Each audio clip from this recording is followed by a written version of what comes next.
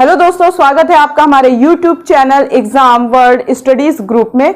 आज हम यहाँ इस वीडियो में यूपी पीसीएस एग्जाम से रिलेटेड उसका सिलेबस बताने आए हैं। और वो इसलिए महत्वपूर्ण हो जाता है क्योंकि हर साल नए बच्चे फॉर्म फिल करते हैं और कई स्तर पर सिलेबस आप लोगों को नहीं पता होता है। आप बस किताबें पढ़ते जाते हैं और दूर दूर तक फिर एग्जाम जब होता है तो आप क्वेश्चन ठीक से सही नहीं कर पाते हैं। वो ये भी कारण होता है कि आप सिलेबस पे अपनी पकड़ नहीं बनाए हुए हैं। इसी कारण से आप चीजों का चयन नहीं अच्छा कर पा रहे, अपना कंटेंट अच्छा नहीं लेके जा पा रहे एग्जाम तक, और आपका फिर प्रीलिम्स भी रुक जाता है, मेंस भी नहीं होता है। जब प्रीलिम्स नहीं होगा तो मेंस कहां से होगा। बिना देरी के हम बढ़ रहे हैं अपने सिलेबस की ओर। हमारा एग्जाम है, किस एग्जाम का सिलेबस बता रहे हैं? यूपी पीसीएस एग्जाम के लिए। अब हम प्रीलिम्स का सिलेबस बता रहे हैं, ठीक है। देखिए, दो पेपर होते हैं, जीएस फर्स्ट और जीएस सेकंड। अच्छे से समझिएगा। जीएस फर्स्ट में महत्वपूर्ण है, फालतू की बात बिना किए हुए हम आगे बढ़ते जा रहे हैं और अब सिर्फ आपको पढ़ाई पे ध्यान देना है, सिलेबस पे ध्यान देना है। उसके बाद सिलेबस को समझते हुए अपने कंटेंट पे ध्यान देना है। सबसे महत्वपूर्ण बात है कि सिलेबस क्या है हमारा। पहला हमारा जो सब्जेक्ट है इसमें जीएस फर्स्ट पेपर में हिस्ट्री। अब भाई हिस्ट्री छोटा तो है नहीं, आपको भी पता है। हिस्ट्री में भी है वर्ल्ड और इंडियन, लेकिन स्टेट में वर्ल्ड से नहीं पूछ रहा है। तो इंडियन आपको जो हिस्ट्री पढ़ना है, यहां देखिए इसके भी पार्ट 3 है। ध्यान से देखिए, एंशिएंट हिस्ट्री,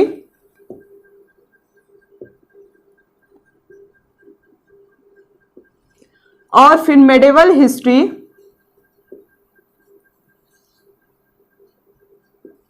और लास्ट है मॉडर्न हिस्ट्री। ठीक है। अब एंशिएंट हिस्ट्री भी पढ़ना है आपको, मेडिवल भी पढ़ना है, मॉडर्न भी पढ़ना है, और इसके साथ साथ आर्ट एंड कल्चर का भी पार्ट आता है। वो हिस्ट्री पढ़ोगे आप जब, ये तो सारा इंक्लूडेड। आप जब पूरी पुस्तक पढ़ते हो तो आर्ट एंड कल्चर भी उसमें रहता है। आपको अलग से डिवाइड करके पढ़ने की जरूरत नहीं है। अच्छे से हिस्ट्री पढ़ोगे, आर्ट एंड कल्चर भी आपको उसी में मिल जाएगा पूरी तरीके से। तो आपको बताया जाता है, कई अन्य जगह भी बताया जाता है भाई पहले क्या होता था, पहले क्या, अभी भी कई जगह कि भाई आप इस पे ध्यान दीजिए, एंशिएंट पे ध्यान दीजिए, मॉडर्न पे ध्यान दीजिए, इससे क्वेश्चन पूछा जाता है। तो ऐसा बिल्कुल नहीं है।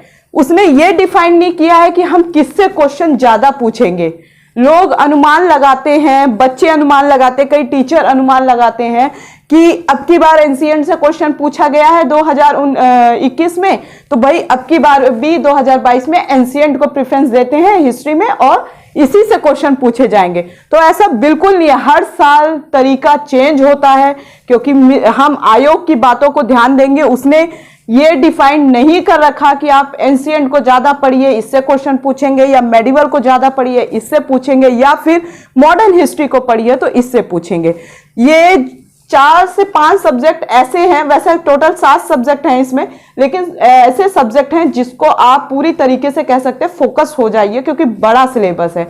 एक सिलेबस यही है, हिस्ट्री अपने आप में बहुत ही ब्रॉड है कि पढ़ते रह जाएंगे, समय कम ही पड़ता है। तो कुल मिला के इससे भी जो क्वेश्चन की संख्या होती है, कभी हो जाती है 30 हो जाती है, तो कभी 20 होती है, कभी 15 होती है। टोटल मैं यहां पे पहले एक चीज और बता दूं, ये पेपर 200 नंबर का होता है, ठीक है। और क्वेश्चन जो होते हैं इसमें, नंबर ये है, और क्वेश्चन की जो संख्या होती है वो 150 होती है, ये ध्यान आप रखिएगा। और एक क्वेश्चन जो होता है वो कितने नंबर का होता है? 1.33 नंबर का होता है। ये मैं फर्स्ट पेपर की बात कर रही हूं, ठीक है। अब आते हैं हम यहाँ पे, कंटिन्यू करते हैं अपनी चीजों को। यहां पे आपको पढ़ना है, कभी देखिए 15 हो जाते हैं क्वेश्चन, कभी 20 हो जाते हैं, कभी 25 तो कभी 30। क्वेश्चनों की संख्या बढ़ती घटती रहती है। फोकस आपको इन तीनों में ही करना पड़ेगा। ये नहीं कि एंशिएंट पूछ लिया तो एंशिएंट ही पढ़ते रह गए, मॉडर्न भी पढ़ने में मजा आ रहा फिर मिडिवल को आपने छोड़ दिया। ये अनुमान नहीं है, कभी भी कहीं से कोई भी क्वेश्चन का वेटेज बढ़ा सकता है, घटा सकता है, पर आपको अपनी तैयारी पूर्ण रूप से पूरी करनी है, ये आप ध्यान में रखिएगा। ठीक है, ये क्वेश्चनों की संख्या मैंने यहां पे इसलिए फिक्स नहीं बताई, सभी लोग फिक्स बताते हैं कि पिछले साल ये पूछा गया था तो आप इस पे फोकस करिए। हर साल क्वेश्चनों की संख्या बदलती है और चेंज होती रहती है कुल मिला के। दूसरा है हमारा सब्जेक्ट जियोग्राफी।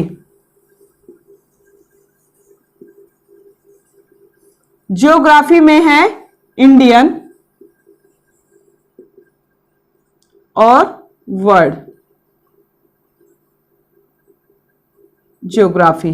ठीक है, आपको क्या होता है, हर एक जो बड़े एग्जाम होते हैं जैसे सिविल सर्विसेज एग्जाम है, यहां में थोड़ा सा तुलनात्मक दृष्टि से देखेंगे, और जैसे स्टेट पीसीएस एग्जाम है, चाहे वो बिहार पीसीएस हो, मध्य प्रदेश का पीसीएस हो या फिर उत्तर प्रदेश का पीसीएस हो। और ये भी आप लोगों को पता होना चाहिए कि उत्तर प्रदेश पीसीएस ऐसा एग्जाम है जो आईएएस यानी सिविल सर्विसेज एग्जाम के तर्ज पे अपना एग्जाम ले रहा है। पूरा आपको देखेंगे आप वहां पे एक क्या कहते हैं, मेंस का भी उसने अपना पैटर्न चेंज किया है चंद 2 सालों से कह सकते हैं। और पहले उसका लेवल अलग था, मेंस में भी ऑब्जेक्टिव लेवल होता था, लेकिन अब वहां पे डिस्क्रिप्टिव है यानी पूरा सब्जेक्टिव है। तो अभी हम प्रीलिम्स में बात कर रहे हैं, तो हम बात कर रहे थे कि इंडियन ज्योग्राफी हो या फिर वर्ल्ड ज्योग्राफी हो, फोकस इसमें पता है क्या करते हैं, वर्ल्ड ज्योग्राफी पे कर देते हैं। प्रीलिम्स में क्वेश्चन आप देखिए करंट बेस से ज्योग्राफी पे क्वेश्चन बनते हैं। ये सब्जेक्ट ऐसा है ना कि आप करंट से रिलेट कर करके पढ़ोगे। ये भी मैं बताऊंगी कि 2-3 सब्जेक्ट ऐसे हैं जो करंट से रिलेट करके आपको पढ़ना ही पढ़ना है हर हाल में। ठीक है, तो आपको यहाँ पे इंडियन और वर्ल्ड, यहाँ पे वर्ल्ड नहीं है, यहाँ पे इंडियन वर्ल्ड ज्योग्राफी आपको पूरे रूप से पढ़ना ही पढ़ना है। इंडियन से भी ज्यादा आपको वर्ल्ड पे भी फोकस करना है। ये नहीं कि इंडियन पढ़ लिया वर्ल्ड खत्म कर दिया, ठीक है, वर्ल्ड छोड़ दिया या हल्के में ले लिया। यहां वर्ड से भी क्वेश्चन बहुत पूछे जाते हैं, चाहे वन लाइनर हो चाहे फिर कॉन्सेप्चुअल बेस पे हो। ठीक है, तो अब नेक्स्ट यहां से भी क्वेश्चन आप देखेंगे तो बनता है कभी कभी 15, 10, 20 ऐसे रहता है प्रोसेस। ठीक है, नेक्स्ट है हमारा साइंस। साइंस में क्या क्या है, इसमें भी 3 पार्ट है, फिजिक्स, केमिस्ट्री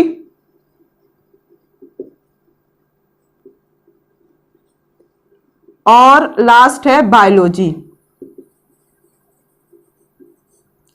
ये तीनों को आपको पढ़ना ही पढ़ना है।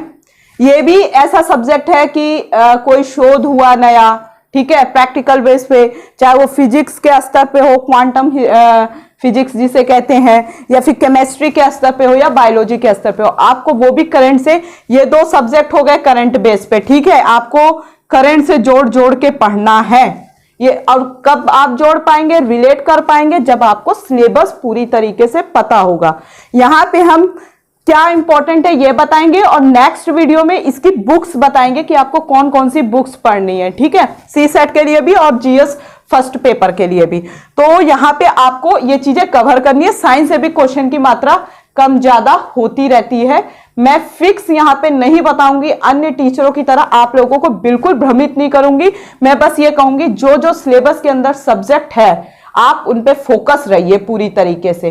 ठीक है, और यहां पे ये तीनों केमिस्ट्री आपको पढ़नी है। थोड़ा ध्यान ज्यादा देना है कि बायोलॉजी की तरफ, मैं यूपी पीसीएस वाले पे बोल रही हूं, और अगर यही आप बिहार पीसीएस देते हो तो साइंस के पोर्शन में फिजिक्स केमिस्ट्री पे आपको ज्यादा ध्यान देना है, हम ये कहेंगे। ठीक है, और यहां से भी क्वेश्चन रहते हैं कभी 10 तो कभी 15, कभी 25 भी हो जाते हैं, बढ़ती घटती है जैसे हमने बताया।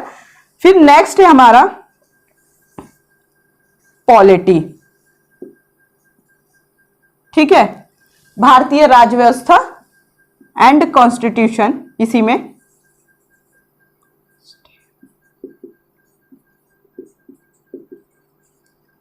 ये हमारा पोर्शन है। तो इसको आपको, ये भी एक करंट से रिलेटेड है। ठीक है, नए नए संशोधन होते रहते हैं, नया कानून बन गया, कोई भी पारित हो गया, क्या चेंजेस हुए, आप देखते हो कितने सारे मतलब डिसीजन आते हैं कोर्ट के तरफ से जो इसी के अंतर्गत आते हैं, कॉन्स्टिट्यूशन के अंतर्गत, आपको वो रिलेट करके पढ़ना है जो करंट अफेयर्स से रिलेटेड है ना, करंट बेस से, तो वो आपको मैं यहाँ पे लिखे दे रही हूँ, सीसी लिख दे रही हूँ, ठीक है।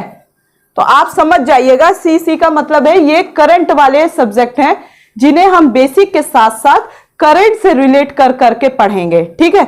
चलिए, इसके भी क्वेश्चन रहते हैं 15, 20 या फिर 10, ऐसे बदलते रहते, 150 क्वेश्चन होंगे, पर क्वेश्चनों की संख्या हर साल बदलती, बढ़ती है, घटती है। और फिर नेक्स्ट है हमारा 5वें नंबर का इकोनॉमी।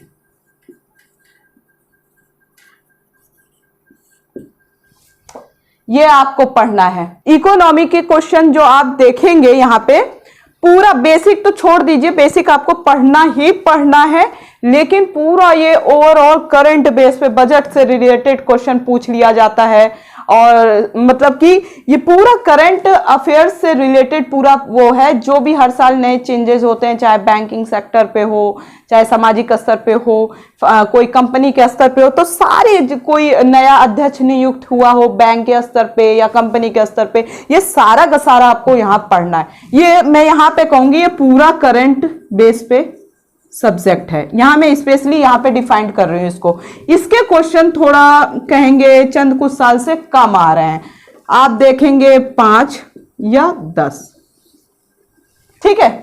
अब आता है, मैं यहां पे लिख देती हूं, फिर जीएस में आपको सेकंड पेपर अलग से बता दूंगी। आप लोग ना वीडियो को रोक रोक के देख लीजिएगा, थोड़ा आप लोग भी हमारी प्रॉब्लम को समझिएगा, और क्योंकि हम ये मत देखिए, एक चीज और मैं आगे जोड़ने से पहले कहूंगी, आप क्वालिटी देखिए, ठीक है। कई बच्चे अट्रैक्टिव हो जाते हैं चीजों की ओर, और भाई मॉडर्न बोर्ड है, पढ़ा रहे हैं, बहुत अच्छा लग रहा है, चमकदार लग रहा है, ऐसे नहीं होता है। चमकदार वाली चीजें ज्यादातर आपको मैं बता दूं अट्रैक्टिव दिखती जरूर है, पर उतना बेस वाली चीजें नहीं होती हैं। आपको जो चीज कंटेंट पहुंचाना चाहिए वो नहीं पहुंचता। मैं ये नहीं कह रही कि मैं ऐसे बोर्ड पे पढ़ा रही हूं तो आप मेरे से पढ़ें, आपको अच्छा लगे तो पढ़िए, चैनल को सब्सक्राइब भी करिए, ठीक है। बीच बीच में थोड़ी मैं अपनी चीजें भी बता रही हूँ, ये मत सोचना कि मैडम ऐसे पढ़ा रही है तो इतना इंपॉर्टेंट नहीं होगा, क्योंकि मैं इसलिए बोल रही हूँ, मैंने देखा है ये चीजें, है ना। तो इससे पहले मुझे भी बोला गया कि आप मैडम ऐसे पढ़ा रहे हो, तो आप ये देखिए कि मैम या सर, हमारी जो टीम के मेंबर हैं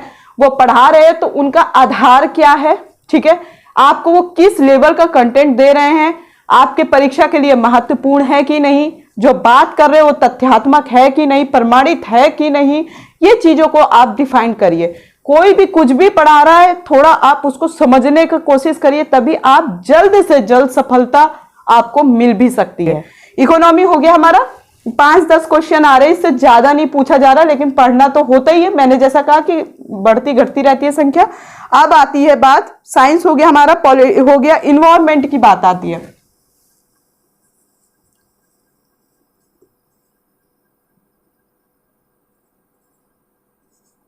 ठीक है, तो आपको ये चीज देखना है, 1 मिनट सॉरी, इन्वायरमेंट से क्वेश्चन अच्छे खासे पूछे जाते हैं। देखिए, वो चाहे सिविल सर्विसेज एग्जाम हो, चाहे फिर स्टेट पीसीएस एग्जाम हो, यहां भी हम कहेंगे 20, कभी 25, तो कभी 30 तो नहीं कहेंगे, 15, 20, 25 इतना मान के चलिए। लेकिन हाँ, इसको आपको तवज्जो देना है, मतलब कि प्रेफरेंस देना है। थोड़े शब्द मेरे हिंदी भाषी आधार के भी निकल रहे हैं, तो आप चीजों को पकड़िए बस, ठीक है। ये 6 सब्जेक्ट हो गए हमारे।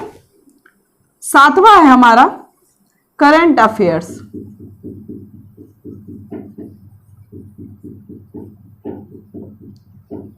अब ये टॉपिक ऐसा है कि आपने जिस दिन से सोच लिया ना, ये सब्जेक्ट ऐसा है कि हमको सिविल सर्विसेज में जाना है या स्टेट पीसीएस, राज्य सेवा उसमें जाना है, स्टेट पीसीएस की एग्जाम को क्रैक करना है, तो ये चीज आपको उसी दिन से पता होना चाहिए। मैं छोटी थी, मैं बता रही हूँ, मेरे डैड हैं जो पापा हैं, वो मुझे बचपन से करंट अफेयर्स पढ़ाते हैं, इसलिए आप देखेंगे कि मैं करंट अफेयर्स की क्लास भी लेती हूं, और मुझे पता भी है करंट अफेयर्स मेरे अधिकतर हमेशा सही होते हैं क्वेश्चन। तो हमेशा आप देखिए, मैं यहाँ अपनी क्वालिटी नहीं बता रही हूँ, करंट अफेयर्स एक ऐसा पोर्शन है ना कि आपको बेसिक बेसिक चीजें पता होनी चाहिए हमारे देश की, कि क्या चल रहा है क्या नहीं, चाहे आप कितने भी साल के हो, ये फर्क नहीं पड़ता। आप रो के पढ़ो चाहे खुश होके पढ़ो, करंट अफेयर्स आपको हर हाल में पर डे का पढ़ना ही पढ़ना है। अगर हमसे पढ़ना है तो इस कमेंट सेक्शन बॉक्स में इस वीडियो के आपको बताना होगा कि मैम आप पढ़ाइए, मैं आपकी क्लास शुरू कर दूंगी। ये मत सोचिए कि पेपर होने में 2 महीने बाकी हैं, वो मेरी दिक्कत है, वो मेरा जिम्मेदारी है कि मैं आपको किस तरीके से 6 महीने 7 महीने के इंपॉर्टेंट करंट अफेयर्स क्वेश्चन किस तरीके से पढ़ाती हूँ।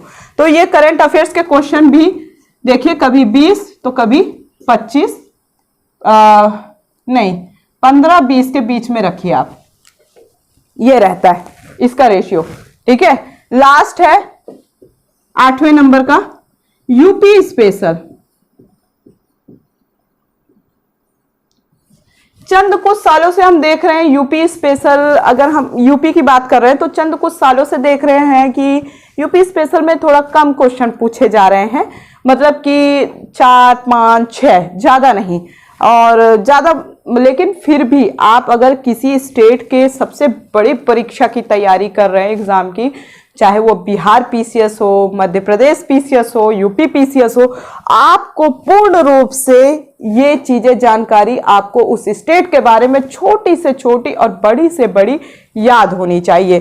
किस नदी के किनारे कौन सा शहर नगर बसा हुआ है उत्तर प्रदेश में, कोई भी नगर शहर दे दिया, झांसी दे दिया, लखनऊ दे दिया, कानपुर दे दिया, इलाहाबाद दे दिया, प्रयागराज हो गया नाम, प्रयागराज दे दिया, तो ये बलिया दे दिया, गोरखपुर दे दिया, ठीक है, मऊ दे दिया। ये राज्य के अंदर ये जो गांव है, तहसील है या फिर कोई जगह है, डिस्ट्रिक्ट है, ये किस नदी के किनारे बसा है, कौन सी नदी जाती है, वहां की जलवायु क्या है, वहां की मृदा क्या है, वहां की खेती के बारे में भी अभी हम देखें कृषि क्या है, ये सारा का सारा आपको वहां पे जानकारी होना चाहिए। हर एक सेक्टर का क्वेश्चन चाहे 4 आए, चाहे 5 आए, चाहे 10 आए, आपको पूर्ण रूप से जानकारी उत्तर जिस भी स्टेट का आप दे रहे हैं एग्जाम, कुछ पढ़े या ना पढ़े, पहले मैं यहाँ पे ये भी आपको बता दूं, पढ़ना तो सब है लेकिन ये चीज आपको पूरी तरीके से होना चाहिए। ये प्रश्न यहाँ से गलत नहीं होने चाहिए, यहाँ से और यहाँ से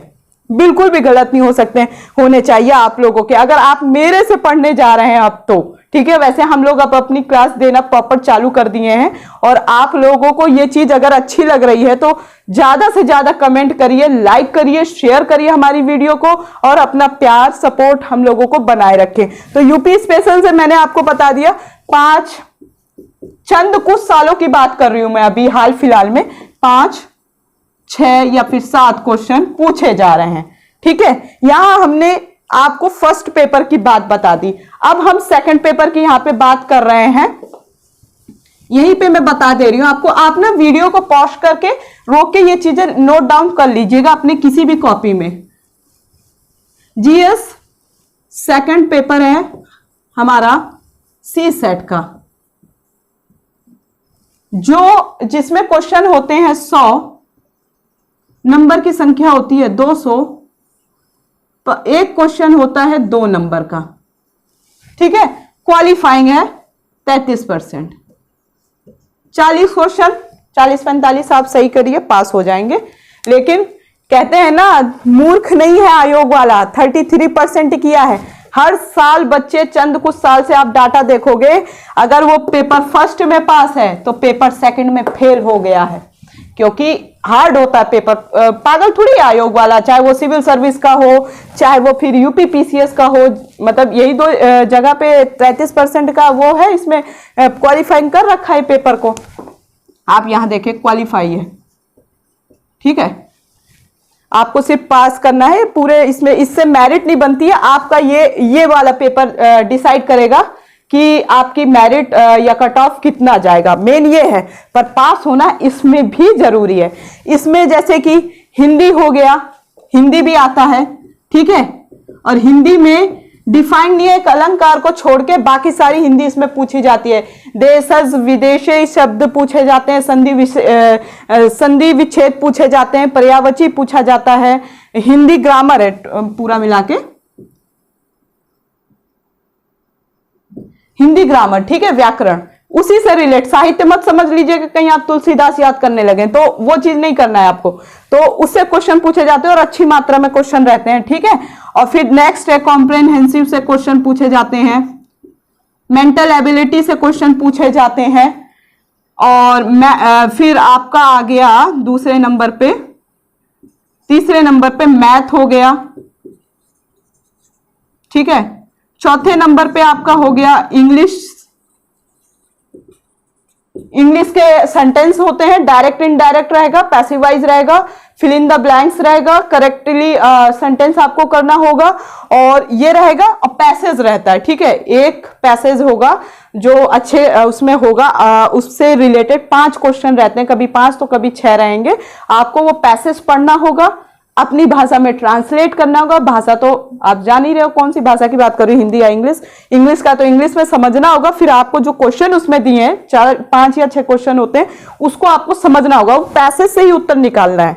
हिंदी का भी पैसेज होता है, आपको मैं बता दूं, इसमें पैसेज दिया जाएगा, हिंदी वाला पैसेज भी होगा। ये पी लिख दे रही हूं मैं, पैसेज समझ लीजिएगा आप। हिंदी का भी 1 या 2 पैसेज होते हैं। अभी मात्रा कम कर दिया है, पहले 2-2, 3-3 दे देता था, अब वही कॉम्प्रेहेंसिव स्किल से दे देता है, मेंटल एबिलिटी वगैरह ज्यादा प्रश्न ये सब कर देता है इसका। और अब आ गया 5वां हो गया, ये 6ठा हो गया, हिंदी हो गया, मैथ हो गया, रीजनिंग, ठीक है। रीजनिंग से भी क्वेश्चन पूछे जाते हैं, अच्छी मात्रा होती है, कैलेंडर, क्लॉक, डाइस, इन सब पे ध्यान दीजिएगा। 4-5 सब्जेक्ट के अंदर 4-5 टॉपिक ऐसे हैं जिन पे आपको फुल ऑन फोकस रहना है, ठीक है। रीजनिंग मैथ के देखिए, कई बार क्या होता है, कई बच्चे हिंदी मीडियम वाले, मैं बता रही हूँ, हिंदी कर ले जाएंगे, कॉम्प्रेहेंसिव मेंटल एबिलिटी के क्वेश्चन कर ले जाएंगे। कॉम्प्रेहेंसिव में यही आ गया, मान लीजिए आप, ये सारा हो जाता है, ठीक है, हिंदी इंग्लिश मान लीजिए यही होता है, और वो इंग्लिश और मैथ रीजनिंग में अटक जाते हैं और उनका सीसेट रुक जाता है। आप लोग समझ रहे होंगे, इसलिए आपको फोकस मैथ भी करना है और रीजनिंग में भी करना है। अगर जो बच्चा सीसेट में फेल हुआ है ना, तो उसका मैथ ये पैसेज सही हो जाता है, इंग्लिश का भी सही हो जाता है, पर वो मैथ और रीजनिंग में पूरा गोबर कर देता है। तो आपको ये चीज समझना है, ये मैंने आपको पूरा सिलेबस बता दिया है। अब नेक्स्ट वीडियो में मैं इसकी पुस्तकों के बारे में बताऊंगी, और वो वीडियो आज ही हमारा अपलोड होगा, तो आप बिना देरी के हमारी वीडियो को पूरा वॉच करें। देखिए, ब्रेक करेंगे तो चीजों को नहीं समझ आएगा। अगर आपको किसी प्रकार की शंका लग रही है, हमने यहाँ पे ढेर सारी चीजें नहीं बताई, आपको बहुत शॉर्टकट फॉर्म में बताई है। ढेर सारी चीजें बताने का मतलब है कि आपको उलझा के रखना, उलझाना नहीं चाहते हम अपनी क्लास में। आपको पढ़ना है और सिर्फ पढ़ना है और सिलेक्शन लेना है, और हमारी ढेर सारी शुभकामनाएं आपके साथ है। 2022 के जो बच्चे भी एग्जाम दे रहे हैं और हमारी वीडियो देखेंगे, उनके लिए पहले से मैं 3 महीने पहले ही कह रही हूँ, बेस्ट ऑफ लक। आगे हम आपसे जुड़े रहेंगे, हमारी टीम जुड़ी रहेगी, और हम जो कंटेंट दे रहे हैं आपको, उसका रिव्यू आप लोगों को करना है, बताना है कि हम कैसा आपको पढ़ा रहे हैं, आपको चीजें समझ में आ रही है कि नहीं। चलिए, बिना देरी के अब मैं आगे बढ़ रही हूं, नेक्स्ट वीडियो में आऊंगी, और आप लोग बने रहिए नेक्स्ट वीडियो में। तब तक के लिए जय हिंद, जय भारत।